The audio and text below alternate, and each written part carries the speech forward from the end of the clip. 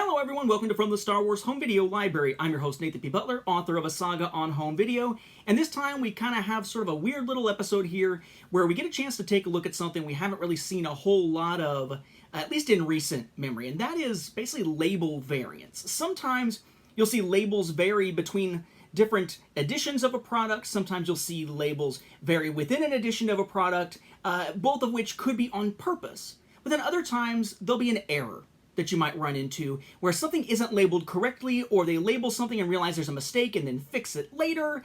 All we're talking about here are just label variants regardless of the reason. And we're not going to look at necessarily every single possible one out there, but we're going to take a look at 4 that we haven't seen before. To give you some context here, we've already looked at a few of these, and I just want to give you the examples we've looked at previously specific to EWOKS stuff, because that's where we see a lot of variation. You may recall that for the EWOK telemovies, we had that 1990 release from MGM UA Home Video, and the regular version that went out to consumers had that gray and white style, or silver and white style, I tend to think of it as gray, style here of label. We saw the same with the retail copy of Battle for Endor, also from 1990, right? Although in this case, mine's a little, I guess, sort of bled a little bit, so the white isn't quite as pure white as it is on the other one. But you may recall that the rental copies of those, often of which these days you'll find, faded, or with rental stickers still on them, actually had a different label type. Theirs were silver, sort of reflective silver, with red text for part of the text. Again, that's EWOK Adventure / Caravan of Courage. Here's Battle for Endor's rental version. Again, silver with a lot of red. And then, of course, with EWOKS, we had the issue where it didn't seem to be intentional, it seemed to be more like a mistake. These, probably intentional.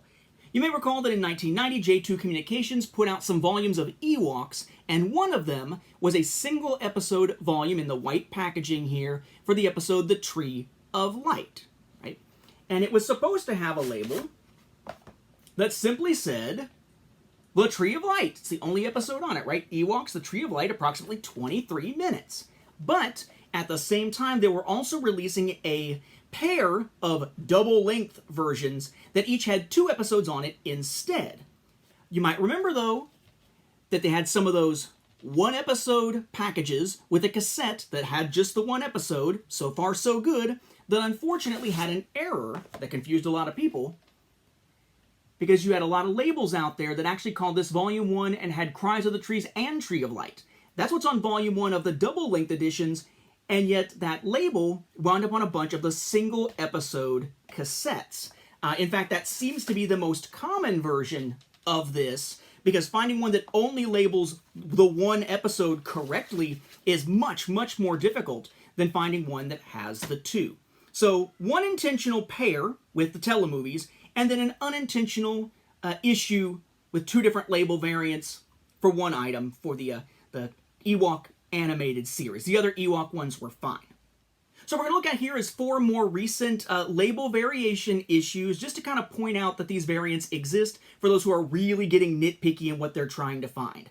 These are all things, for the most part, that others have pointed me to over the years. So let's start with something that was pointed out by a gentleman by the name of Michael. I think it's Pitcher, P-I-C-H-E-R, could be Piker, or pronounced a different way, but I think Pitcher. Michael actually is someone who, if you go over to the Facebook Star Wars Home Video group and just kind of follow along, coming up later this month, he's going to be launching a website that's going to have a whole bunch of scans and whatnot from different angles of all the different VHS releases, I think just from the US, could be from all over the world, but different VHS releases of the Star Wars films if you want to see that really high-quality close-up scanned package art.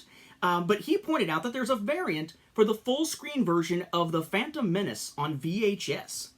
We'll start with the one that's been in my collection all along, the full-screen version from 2000.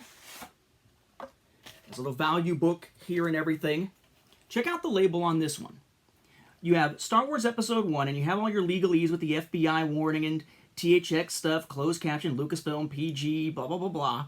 But notice the text over here, underneath the FBI warning, is pushed over to the side. It's indented, or differently aligned, but in doing so, it means that the little divot in this part of the cassette, since it's printed on it, it's not a label, the divot is actually there within the text, essentially. right? It's just cutting off the very, very, very, very edge of the letters here. So their text ran into the dot, the divot, so to speak. Well, that was not the case with all of them. I'm assuming they saw that and realized the issue and fixed it. Because now you can also find, also from 2000, full-screen VHS copies of The Phantom Menace that instead have changed that.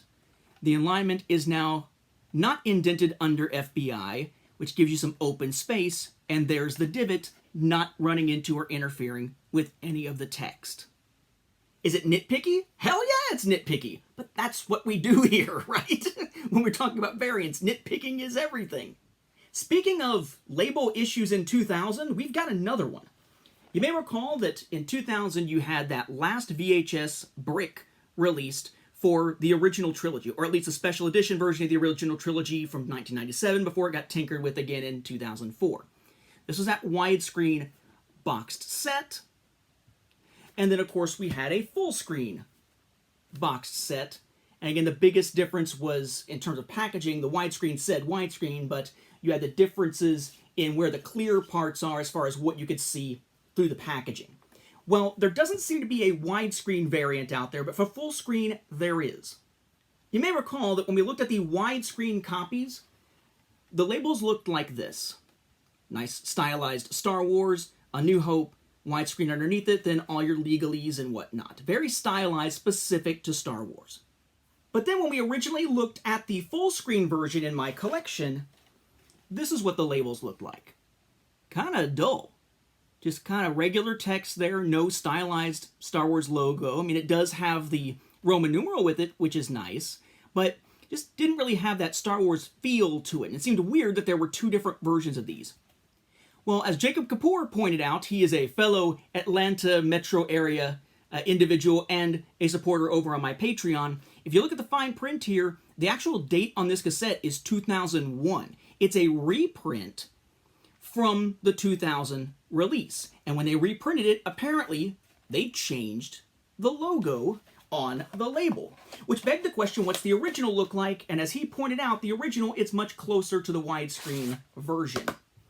This is the original version from 2000 of the full screen label. Star Wars A New Hope, no widescreen because it's not widescreen, typical legalese here.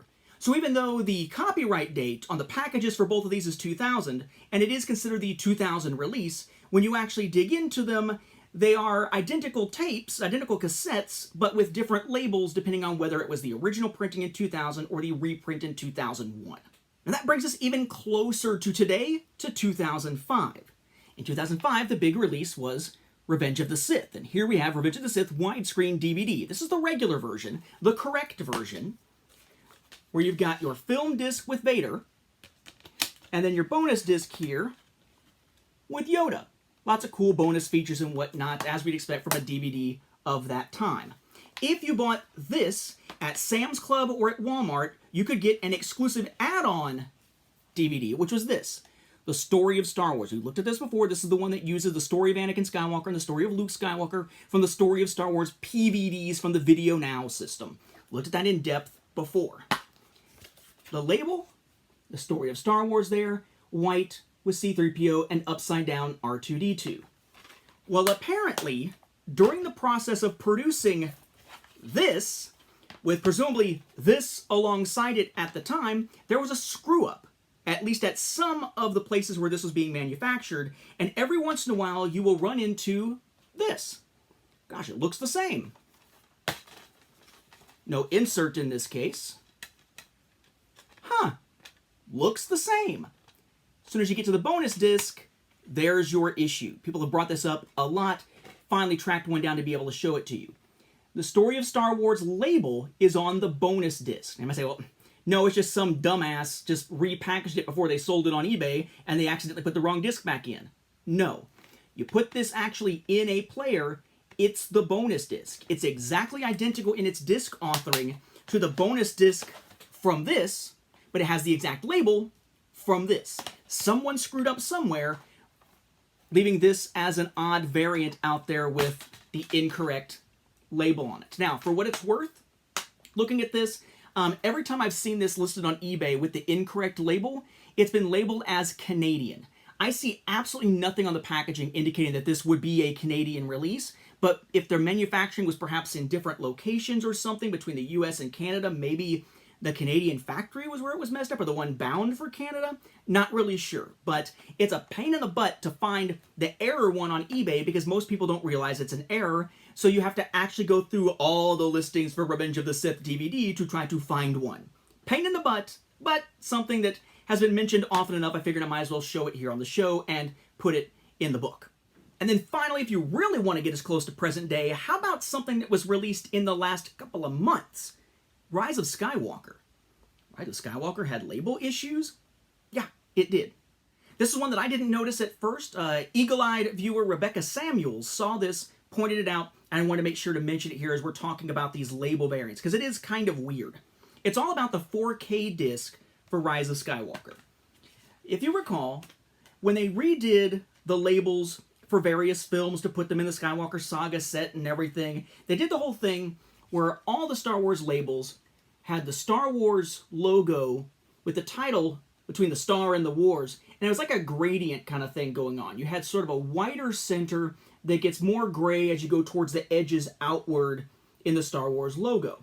You see that on the Blu-rays, you see it on the bonus discs, and right there, here it is in the Best Buy Steelbook of Rise of Skywalker, with the same thing happening on the 4K disc with, grumpy, wet, cranky Kylo.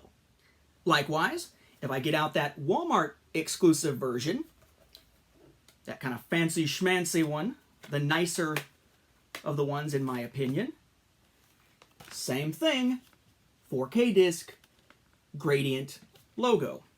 So far so good, right? 2 for 2, right? The other exclusive, of course, when it comes to the individual film release at least, is the one from Target. Let's check this one. Okay, opening, yeah, extra disc and everything. There it is again, 4K disc, gradient label, or gradient logo on the label. So all of those store exclusives for Rise of Skywalker have the correct style of label on them. Gradient Star Wars, lighter in the center, darker as it goes outward. Then you check the so-called Ultimate Collector's Edition, that's neither Ultimate nor a Collector's Edition, as I always say, which is the regular retail 4K release. Check out the 4K disc. Same disc, essentially, but notice there, no gradient to the logo. The logo is just straight light gray, almost white, with no gradient to it whatsoever. Kind of odd, right? It's a non-exclusive, and that one's different than all the rest. But then we need to check the Skywalker Saga boxed set from the US. Open it up, go digging, right? Big old album thing, the giant digibook. Let's find ourselves Rise of Skywalker and see what happened. Which one is it? And let's pull it out of here and not damage it because it's all frickin' cardboard. Ready? Which is it? Place your bets. Same as the wide release, right? The error logo that does not match all the others with no gradient whatsoever. Now, this doesn't let us necessarily say that only the exclusives overall had that issue, because of course, the Skywalker Saga set in the US, this is an exclusive. It's exclusive to Best Buy. But all the retailer exclusive versions just of Rise of Skywalker get it right when it comes to that label. The one for the Skywalker Saga set, the only Skywalker Saga set that exists in the US, and the wide release of just the regular 4K release, both of those have the error label on them. And that seems to be pretty consistent across the board. Which just means that for me, I'm going to try to make sure that I don't accidentally get those mixed up in the future, because I want to be able to have the original discs with those errors in the correct packages. So, probably an error, not a big deal. It's not like people are going to exchange their discs for it or anything. I'd have to be curious, though, whether or not in future pressings they're going to fix that, or if we'll still see those same labels over and over again. Because obviously the correct labels do exist because we see it on the 3 exclusives. But will they actually take the time during future print runs to change it for this? And we don't even know if there will be future print runs of this because they claimed it's limited edition, which is why the little residue left from the stupid sticky crap to hold the cardboard J card on still kind of irks me a little bit.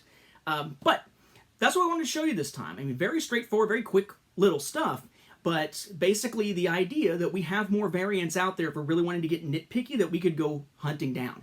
In this case, I hunted these down specifically because, for the most part, either I already had it in the case of the Rise of Skywalker stuff, or it was stuff that was really, really cheap to come by, just tedious to hunt down on eBay. You can still find the different variants of things like Phantom Menace, or the VHS set from 2000. The problem is you need to look at eBay listings and cycle through them to eventually figure out which auctions actually show you pictures of the cassettes to determine which type of label is on each one. Because typically the people selling them aren't going to have a clue that the variants exist. Heck, I didn't even have a clue, and I live and breathe this crap to be able to say that there are variants out there. So with that, we'll wrap up this episode. Again, thank you to the 3 folks who helped point out these variants and help me run across them, and to all those people over the years who have mentioned that Revenge of the Sith issue that I just never bothered to hunt down until recently. It's a pretty common thing, but because it was common and it was an error, I didn't really care about grabbing it. I didn't think of it as a true variant. But, okay, I relented. You guys win. It's on the show. It'll be in the book. With that, we'll wrap up this episode. Thank you for watching, and may the Force be with the home video viewers.